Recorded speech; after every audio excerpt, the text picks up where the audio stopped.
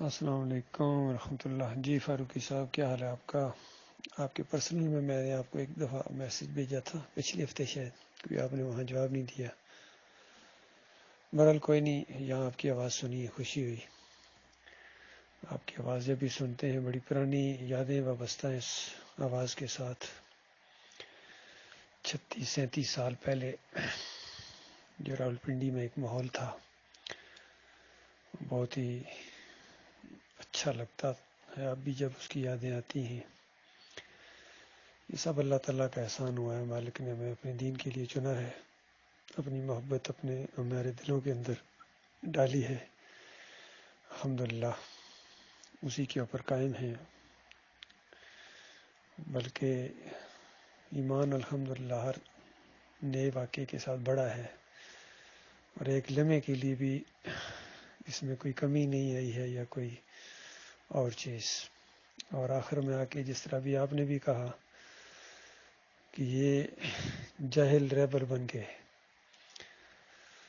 تو یہ اس سے بڑی جہالت کیا ہے کہ انبیاء کے اوپر الزام لگانا کہ ایک نبی نے اپنے پورے خاندان سمیت دوسرے نبی کے سامنے سجدہ ریز ہو گئے، ہاتھ ٹیکے، گھٹنے ٹیکے، ماتھا ٹیکا، اور یہ اللہ کی مشیت تھی، اللہ کا حکم ہوا ان کو، اور اللہ کی رضا کے عین مطابق ہو گیا. بتائیے، ساری توحید ختم، سارے قرآن کی دعوت ختم، اور اصلی جو دعوت القرآن تھی وہ ختم. اور اب ان کی دعوت القرآن سامنے آئی ہے کہ نبی کو سجدے کرتے ہیں. یہ دعوت القرآن ہے، گویا نچوڑ ہے. اور آسن القصص جو بہترین قصہ، اس کا گویا نچوڑ محمد حنیف نے نکالا ہے. تو بہت ہی ادب و احترام کے ساتھ ان کو سمجھانے کی کوشش کی گئی، ان کی عمر کی وجہ سے بھی اور ان کے منصب کی وجہ سے بھی، اور ایک جو پرانا تعلق تھا، بڑا قریبی تعلق تھا، فاروقی صاحب جانتے ہیں اس کو، اس کی وجہ سے بھی. اور ویسے بھی میرا مزاج ہے، میں اپنے بڑوں کی عزت کرتا ہوں، خاص کر اپنے ناظمین کی. اور جو امیر تنظیم ہو، یہ خالص اللہ کی رضا کے لیے، تو ان ساری چیزوں کو ملحوظ خاطر رکھتے ہوئے بہت ہی ادب و احترام کے ساتھ مضمون جو 7 مہینوں کی محنت سے ہر اینگل سے سوچا، یقین کیجیے، اور 3 دفعہ اس کو بار بار اپنے طور پر ہم نے یہاں پروف ریڈنگ کی اور پھر اس کو دوبارہ لکھا، تاکہ کوئی ایسا لفظ، کوئی سخت چبھنے والا لفظ نہ ہو، کہیں شیطان کو موقع نہ ملے. تو پھر یہ 22 صفحات کے اوپر مضمون، جس کو بعد میں کمپوزنگ کروانے کے بعد 15 صفحے رہ گیا تھا، محمد حنیف صاحب کے ہاتھ کے اندر، ہاتھ میں پکڑایا ان کے بیٹے کے گھر میں، وہاں اسلام آباد چک شہزاد میں. ان کے دوسرے وہ امریکہ والے بیٹے بھی آئے ہوئے تھے، تحسین خالد بھی، اور ایک اور عبداللہ والا کے جو ایک مشتاق صاحب ناظم ہیں، وہ بھی وہاں بیٹھے ہوئے تھے. تو ان کی موجودگی میں بھی گفتگو ہوئی اس کی سجدہ یوسف کے اوپر، کہ یہ یوسف علیہ السلام کو سجدہ ہوا ہے یا اللہ کو ہوا ہے، اس کے اوپر.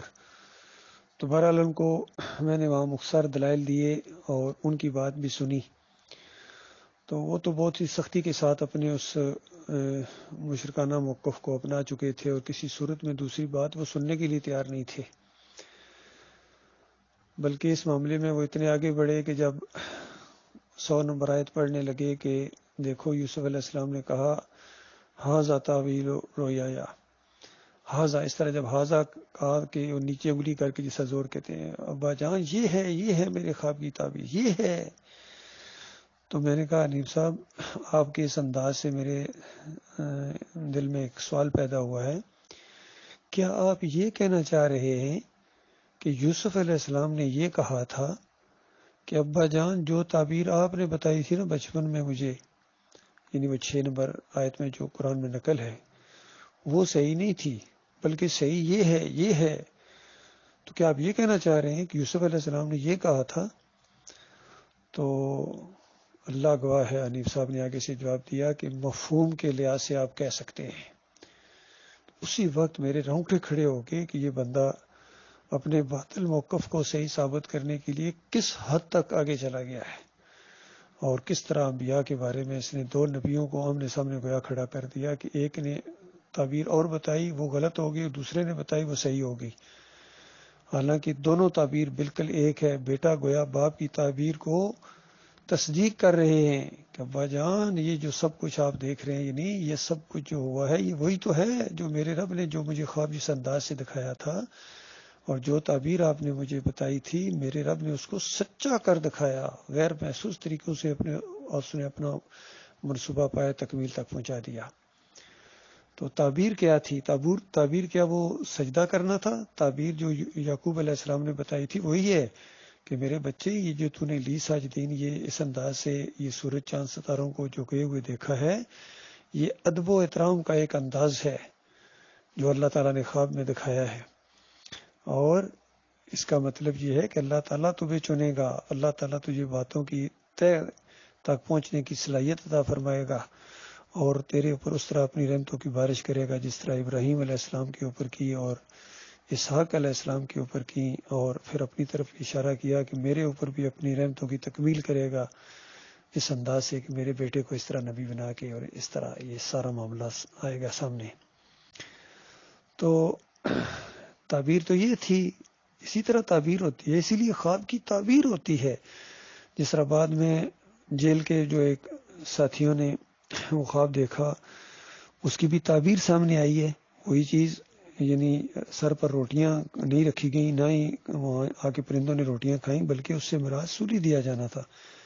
پھر بادشاہ نے جو خواب دیکھا وہ بھی ایک انداز تھا، یعنی نہ مصر میں دبلی گائیں پائی گئی، نہ موٹی گائیں پائی گئیں، اس سے مراد لی جاتی ہے، اس کی تعویل ہوتی ہے، اس کی تعبیر ہوتی ہے۔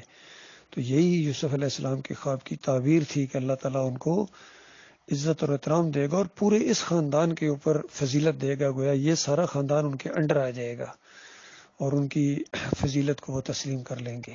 یہ تھا معاملہ، اور یہ سب کچھ جب ہوا تو پورا خاندان شکر گزاری کے طور پر اللہ کے سامنے سجدہ ریز ہو گیا۔ یہ تھی وہ سارا معاملہ۔ لیکن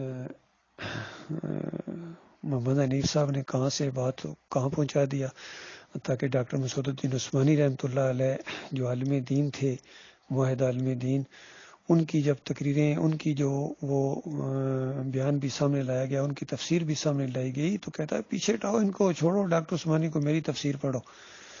اور پھر بعد میں کہنے لگے کہ یہ ان کی باتیں ہی نہیں ہیں، یہ ان کی آواز ہی نہیں ہے، اس طرح جھوٹ بولا انہوں نے، دانستہ جھوٹ بولا، یقین کیجئے۔ تو ان کے خلاف جب میں نے آواز اٹھائی، محمد حنیف صاحب کے خلاف جب کھل کے سامنے بات آئی، تو فاروقی صاحب بڑے افسوس کے ساتھ میں کہہ رہا ہوں کہ آپ نے بھی برا منایا، آپ نے اپریشیٹ کرنے کی بجائے، شاباش دینے کی بجائے، ساتھ دینے کی بجائے حوصلہ شکنی والا انداز اختیار کیا، اور یعنی کس انداز سے۔ بہرحال کوئی نہیں، یہ تو اپنے اپنے نصیب کی بات ہے بھائی، اپنی اپنی قسمت کی بات ہے۔ یہ تو خوش قسمت لوگ ہیں جن کو اللہ تعالیٰ نے ایمان خالص کے اوپر قائم رکھا، یہ اس کا احسان ہوا۔ یقین کی ہماری کوئی اس کے اندر وہ نہیں ہے، نہ علمیت ہے، نہ کوئی بہادری ہے، نہ کوئی کچھ بھی نہیں ہے، صرف اور صرف ہمارے مالک کا احسان ہوا ہمارے اوپر۔ بہرحال ابھی بھی وقت ہے، یہ سب جو بھی بھائی میری آواز سنیں، ایک پلیٹ فارم کے اوپر اکٹھے ہونے کی کوشش کرو۔ یہ چند دنوں کی زندگی ہے، کوئی اس میں یہ نہیں ہے۔ وہ جو آخرت کا گھر ہے نا، جنت، وہ اللہ تعالیٰ نے ان کے لیے رکھا ہے جو دنیا میں اپنی بڑائی نہیں چاہتے ہیں، خود نازم بننا نہیں چاہتے ہیں، خود اپنی بڑائی نہیں بلکہ اللہ کی بڑائی کے لیے وہ سردڑ کی بازی لگا دیں۔ اور جو بھی ایسا انداز اختیار کریں گے، یہی تو ہیرو ہیں ہمارے، یہی تو ہمارے بھائی ہیں، ان کے ساتھ ہمیں جڑنا چاہیے۔ سب اللہ تعالیٰ کی محبت کے اوپر اکٹھے ہو جائیں۔ یہ پلیٹ فارم اللہ تعالیٰ نے آپ کو دیا ہے، اور انشاءاللہ ہم اس ایمان کی شمع کو بجھنے نہ دیں گے۔ ذرہ برابر بھی، بال برابر بھی جو ایمان عقیدے کے اندر یا اس موقف کے اندر یا طریقہ کار کے اندر بھی جو تبدیلی لائے گا، وہ ہمارے ساتھ نہیں چل سکتا، اور نہ ہم اس کے ساتھ چلیں گے۔ ہمارے لیے وہی طریقہ ہے جو اللہ کے آخری رسول محمد صلی اللہ علیہ وآلہ وسلم کا طریقہ، صحابہ اکرام کا طریقہ، اور اس دور کے اندر اسی طریقے کو اختیار کیا ڈاکٹر مسعود الدین عثمانی رحمۃ اللہ علیہ نے، وہی ٹکسالی انداز۔ تو یہی ہمارا انداز ہے، اور اب ہمارا یہ نظم ہے، یہ ڈاکٹر عثمانی رحمۃ اللہ علیہ کی اصلی جماعت ہے۔ باقی کوئی اپنے دل کو تسلی دینے کے لیے جو مرضی کہتا رہے، ان قریب یہ زندگی ختم ہو جائے گی، وہاں فیصلہ ہو جائے گا کہ سبیل المومنین کے اوپر کون تھے اور کون تھوڑی بہت گنجائشیں نکالنے کے چکروں میں تھے۔ اللہ تعالیٰ سب کو غور و فکر کرنے کی توفیق عطا فرمائے.